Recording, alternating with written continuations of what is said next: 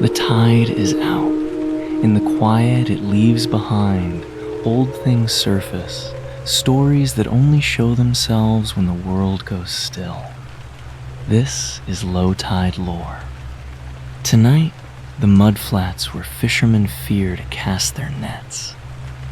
Settle in and let the water stay low a while. The rain starts somewhere out past Pellestrina, over water you cannot see the far edge of, and it comes in low, without much wind behind it, the kind of rain that seems to rise as much as fall. Here at the outer edge of the lagoon, the land gives up slowly.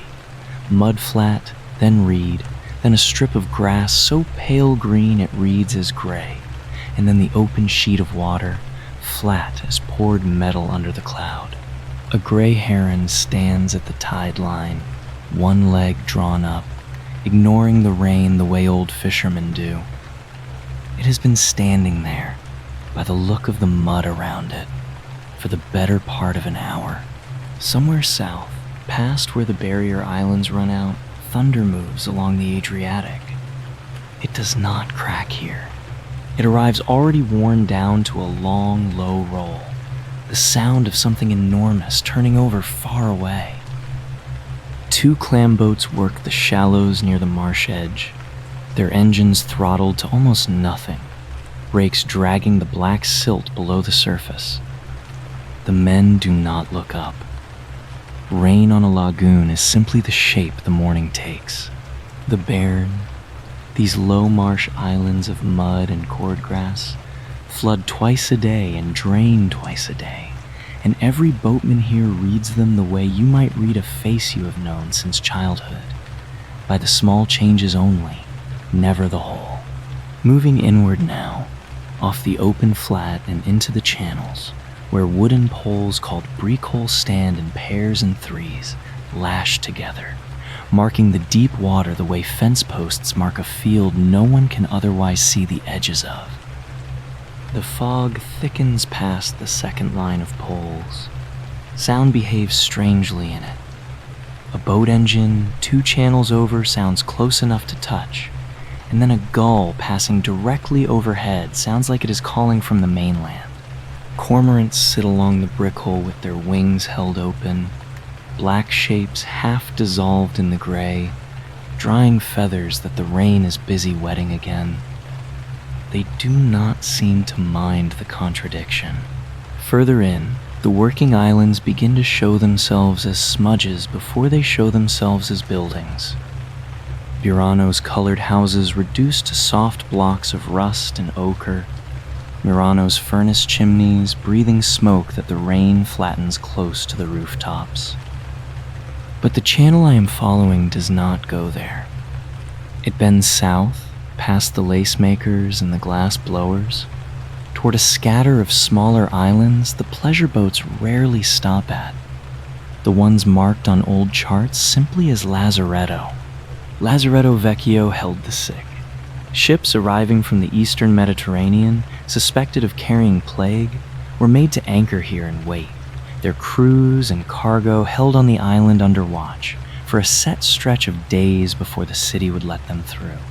The word for that waiting is still in common use, everywhere, and people say it without thinking of where it came from. 40 days, quaranta giorni, counted out on an island in a lagoon, watching the water for a change that did not always come.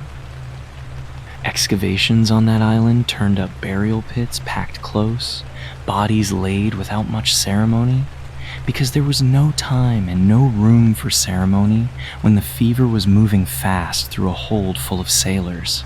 The rain does not fall differently over Lazaretto Vecchio than anywhere else in the lagoon. I want to note that plainly, because it would be easy to say otherwise. It is the same gray water coming down at the same slow angle. The channel narrows again, and the cypress trees of San Michele rise ahead of the boat before the walls do. A dark green line against the fog, straight-backed and unmoving in the rain the way cemetery trees are bred to be.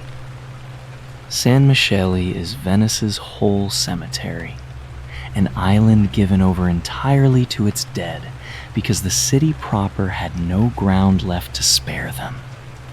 Funeral gondolas once carried the coffins here in black, gilt-edged boats rowed slow across exactly this water. The graves are rented, most of them not owned. 10 years, sometimes 12, and then the bones come up again and move on, because an island can only hold so much of the dead before it has to ask some of them to leave. Where the bones go is a smaller, wilder island further out in the marsh, one most maps barely name, Sant'Ariano, the ossuary. Centuries of exhumed dead were carried there and simply laid down until the ground itself is said to run pale with them a foot below the surface. No boat runs a regular line to Sant'Ariano now. The island has gone back to itself, brambled over, gulls nesting where the bone house roof has fallen through, the rain finding its way into rooms built to hold what a city could not keep looking at. I turn the boat back toward the main channel here because the center of the lagoon still lies ahead, past two low islands with high walls, San Servolo and San Clemente, close enough together that in this fog they look like one place from a distance. Monks kept San Servolo first, then it became a hospital for soldiers, and then, for over 100 years, an asylum, first for men of means and later for women brought over from the mainland with nowhere else the city knew to put them. San Clemente followed the same pattern a little later. Another monastery turned hospice, turned asylum, the two islands facing each other across a strip of water like a question and its long, unfinished answer. The old wards are mostly quiet now. One converted to a museum of the mind's long history of trying to name and hold its own suffering. The other to a hotel where guests are not always told what the building used to be. Thunder rolls again, closer this time, though still out past the barrier islands. The rain has settled into something steadier, a working rain, no longer testing the water but committed to it. Between San Servolo and the open water beyond, the channel splits three ways, and the least used of the three runs south into a stretch of the lagoon the local fishermen call, without much drama in their voices, the bad water. I ask an old Vongolaro at the fuel dock on Malamaco why, and he shrugs the way men shrug when a thing has been explained to them so many times they no longer bother finishing the sentence. Poveglia, he says. Just Poveglia.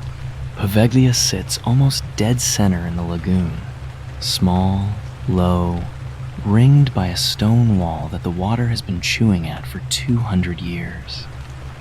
It served as a plague quarantine station in the worst outbreaks, and later, briefly, as an asylum, before the state closed it and let it go.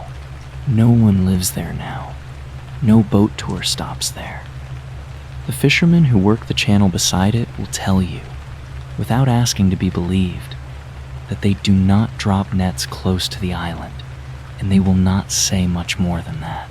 Some of them say the soil there is not like other lagoon soil, that it holds more ash than mud should, from the bodies of plague dead once burned on the island in numbers too great for any priest to properly bury. I cannot confirm that claim, and I will not pretend to.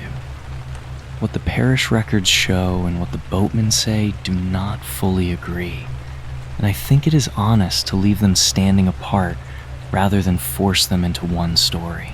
What I can confirm from the boat in the rain is the bell tower. Octagonal, brick, leaning slightly, one of the oldest standing structures in the whole lagoon. Its bell long gone, its open windows now home to nesting kestrels. The old hospital building behind it has lost most of its roof. Fig trees have taken root inside the upper floor, growing sideways out through window frames, Reaching for light, the walls were never built to let in. I cut the engine here and let the boat drift a moment on the current. Close enough to see the wall, but not close enough by the local custom to be foolish about it. The rain sounds different this near the island, or maybe I only think it does, softer on the brick than on open water.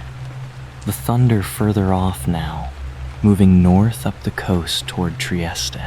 A cormorant lifts off the broken wall as the boat drifts closer, unhurried, wings loud and slow in the wet air, and settles again 40 yards off on a piling worn smooth by 2 centuries of exactly this kind of weather. I do not go ashore.